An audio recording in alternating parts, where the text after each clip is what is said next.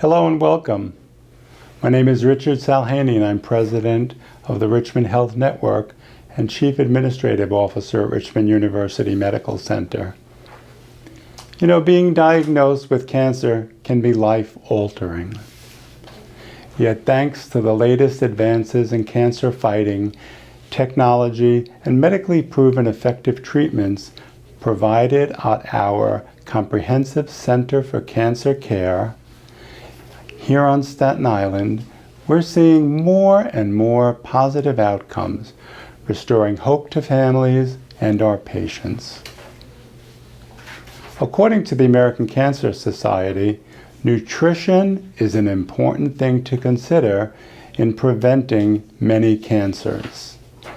Eating healthy foods before, during, and even after treatment for cancer can help you feel better and stay stronger. Good nutrition is especially important if you have cancer, because both the illness and its treatments can change the way that you eat. They can also affect the way your body tolerates certain foods and utilizes the nutrients. During cancer treatment, you may need to change your diet to help build up your strength and withstand the effects of the cancer and the treatment. To address many of the questions related to nutrition after a cancer diagnosis, I'm joined today by Richmond University Medical Center's registered dietitian and diabetes educator, Jerry Wasser, who specializes in oncology. Welcome and thank you for being here today. Jerry will be doing a talk about the dietary needs for cancer patients. Thank you, Rich, for the introduction. I'm very happy to be here today.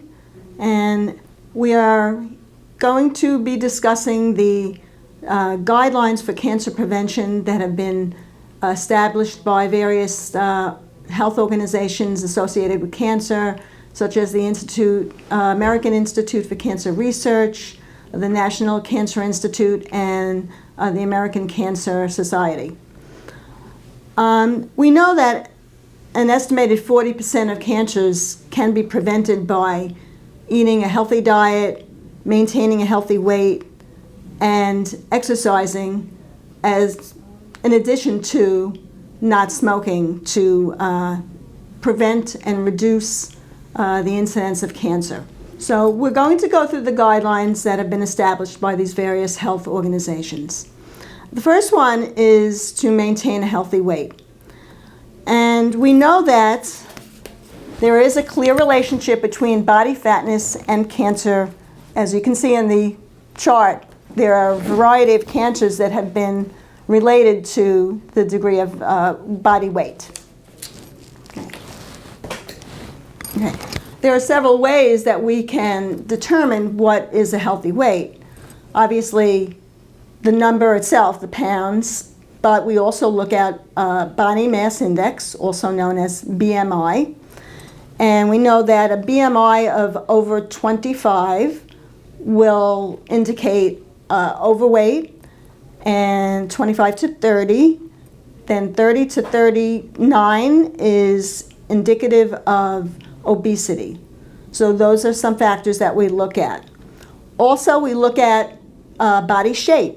We look at if you have more of your body fat in your mid area, which we note as an apple shape, as opposed to someone's body fat that may be lower, which we call a pear shape. The more body fat that you have around your midstream, the more at risk you are for various diseases, including cancer. So the name of the game here is to start paying attention to your calories and your portions to help maintain, or if you need to, lose weight. And how can you do that? There are various ways to do portion control. One of the ways is to just look at your plate, and if you use more of your plate for your lower calorie items like your vegetables and your whole grains, and less of your plate for foods like protein, like meat, which is very high in calories, that's the first step that you can do. The other thing that people can do is to track calories by looking at labels. You can look at the calories, looking at the portion, and how many calories each portion gives you. That's a way for you to know how much you're consuming. And knowing how many calories you take in will give you an idea of how much you need to exercise to burn off whatever extras that you're consuming. Because the old adage that calories in has to be used, otherwise the rest is going to be stored as body fat. Another way we look at weight is by waist measurement. And again, it's a similar story to the apple and the pear shape. If your waist is larger than the recommendations, then the idea is for you to lose weight and try and get your waist size down. A woman's waist that's recommended is 31.5 inches or less, and for a man it's 37 inches or less to decrease your risk for cancer. The most important thing, of course, is not only the quantity of what you're eating, but the quality of what you're eating. So we're going to be talking a little bit more about what should you be including in your diet to make it healthier and to help control those calories. But first we'll talk about the second guideline, which is being physically active. Of course, we know that when you exercise, you burn calories. Your muscles are working, and muscles burn a lot. They use a lot of calories. They burn a lot of calories. They use a lot of calories. So if you eat more, you can use a lot of those calories that you're consuming because you're using your muscles. And there are a lot of different exercises that are available. You could do a gym, you can do videos, you can do classes, there are clubs, you can do online activities, and so on. There are so many things available. It's pretty difficult to not find something that you would enjoy. Even going out for a brisk walk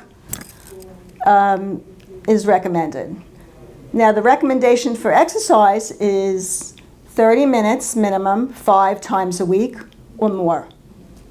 So if you're not exercising at all and you want to start, you would start smaller. Start maybe with 10 minutes a day and work your way up to the 30 or more, and gradually get into a routine and have a schedule for it. Put it in your schedule. And that becomes more of a routine. Probably the hardest part about starting an exercise program is starting an exercise program.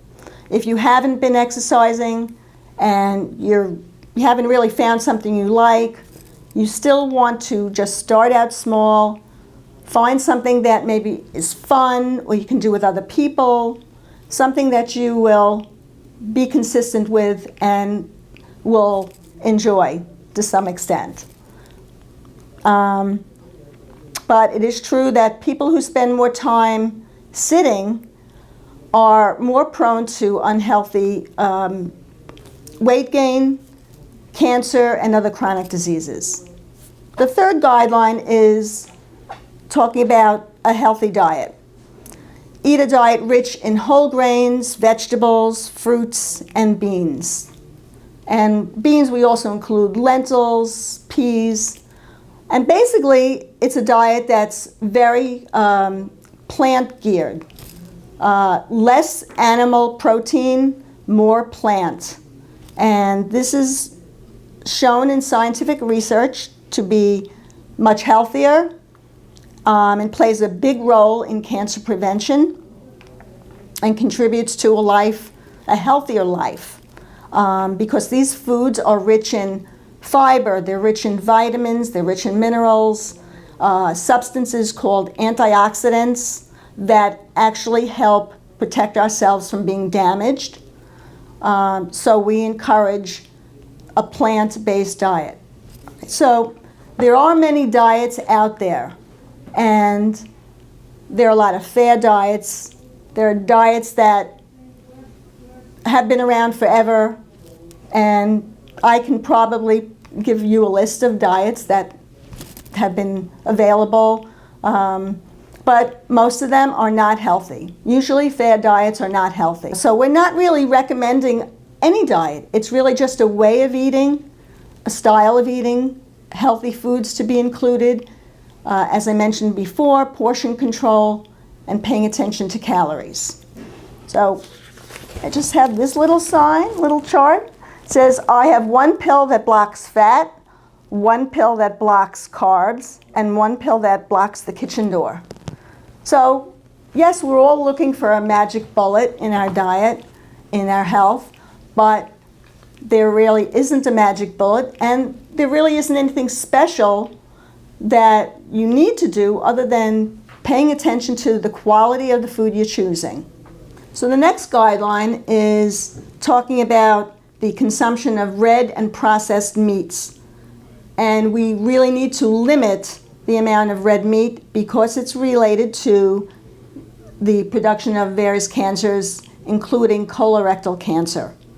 And processed meats contain a lot of ingredients that are also very unhealthy. They may be cured, salted, they may contain nitrites, they may be fermented or have preservatives that are also linked to cancer production.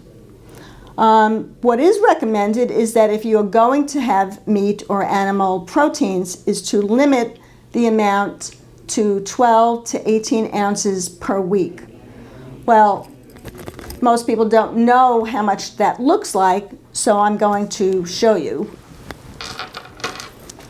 This is about a 3-ounce portion of meat or chicken or whatever, or you can even say it's like the size of a small palm. So that would be about 3 ounces, and most people consume between 3 to 5 ounces at a meal. Okay. But we still suggest that you try and replace most of the animal proteins that you eat with plant proteins, tofu, beans, nuts, and try and cut down on the red meat and further substitute seafood and poultry as well. It's still considered animal, but it's probably a little safer to have those and include more of the non-animal proteins as well. The other aspect of healthy eating is also how you prepare it. And we do know that when you cook foods a certain way, it can be dangerous and be cancer-causing and produce what is called carcinogens, which are cancer-causing substances. And one of the ways of cooking that we use very often is barbecue and grilling. So when the meat hits the grill and the fat drips on the flame sparks up and it chars the meat. And yes, it does taste good, but unfortunately that charring is protein that is not healthy. So the best thing to do is to put the protein meat on aluminum foil or something that'll separate it from the flame, and not to cook it at as high a temperature as you might normally. You can also try marinating before. That helps to decrease the cooking time that you would use on the grill. So that's very important. We do a lot of grilling. Limit consumption of fast foods and other processed foods. That is the next guideline. Most of those foods are very high in salt, fat, and sugar. And these nutrients do not contribute anything other than calories. Fat and sugar basically are calories that are added to our diet. They do not have vitamins and minerals, and foods that contain a lot of them are not rich in vitamins and minerals and other substances that will be cancer preventive. So limiting them can actually help you lose weight. And an example, a perfect example of that is soda, beverages that are sugared. For example, a 12-ounce can of Coca-Cola probably has about 8 or 9 teaspoons of sugar and is about 150 calories for that can.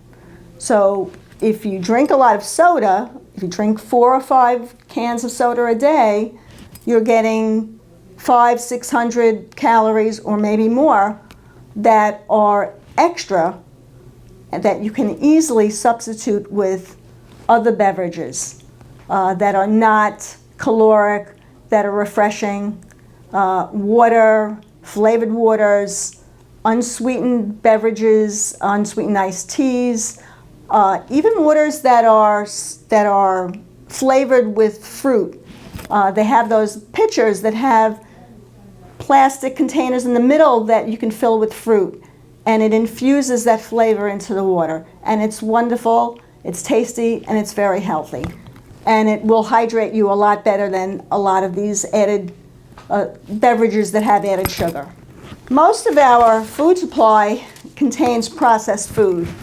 Your bakery goods, your crackers, snacks, pretty much everything is processed. Things that are not processed are usually in whole form, come from the ground, and possess a lot of nutrients, fiber, and have a lot of benefit in terms of our health.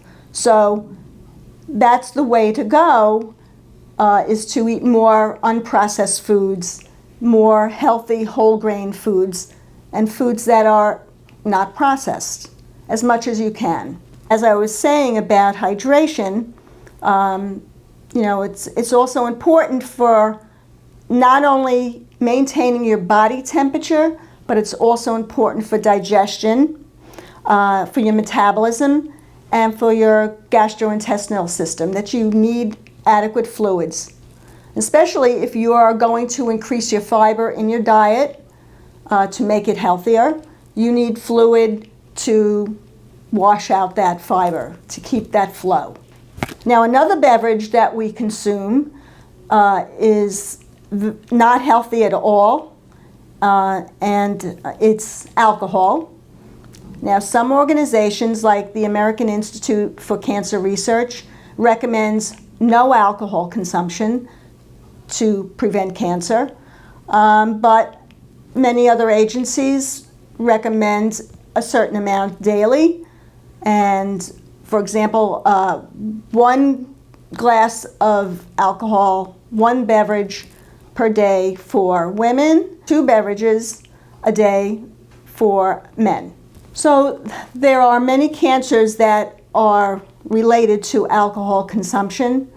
So if you can decrease your alcohol consumption by substituting non-alcoholic beverages in between drinks that you may be consuming, alcoholic drinks, drink club soda, non-alcoholic beer, even tonic water that do not contain the alcohol, that would be a good way to reduce your consumption of alcohol every day. And the last guideline is that you do not use supplements for cancer prevention. Supplements contain specific ingredients. They may contain the antioxidants that are in our fruits and vegetables that are cancer preventive, but they may not contain a lot of ingredients in food that we do not know about. So you are getting just a specific item in a pill or in a powder.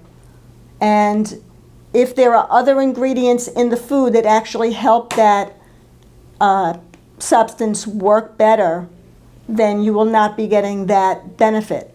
So supplements should, not that they shouldn't be used, but they shouldn't replace a healthy diet. Talking about the healthy diet, it's not a difficult thing. It's not magic. It's just eating quality food, eating colorful foods. Make a salad with red and green and orange, yellow, all colors that are available, all the fruits and vegetables that you can put in a salad or on your plate. Make half your plate your fruits and vegetables, and colorful ones as well as whole grains for your side portions. And that's where you'll get the most benefit for your health, for your weight, and for your life. So these recommendations for cancer prevention are intended to act as a blueprint for anyone. And it really doesn't call for anything difficult. There's no magic. There's no special foods that you have to buy. There's no special treatments that you have to do. If you want to go further with the weight control aspect, you can consider buying a scale. Since most of our judgments are poor when it comes to portion control. Even as a dietitian, you have to check your ability to measure and tell what is a portion, because over a period of time, your eyes become less trained and your portions get bigger and bigger. So it is a good idea to invest in a scale and keep track of your portions. And that would be the only tool I would recommend that you really need to buy. As far as the exercise, you don't need to buy anything special. Just go for walks. They work just as well.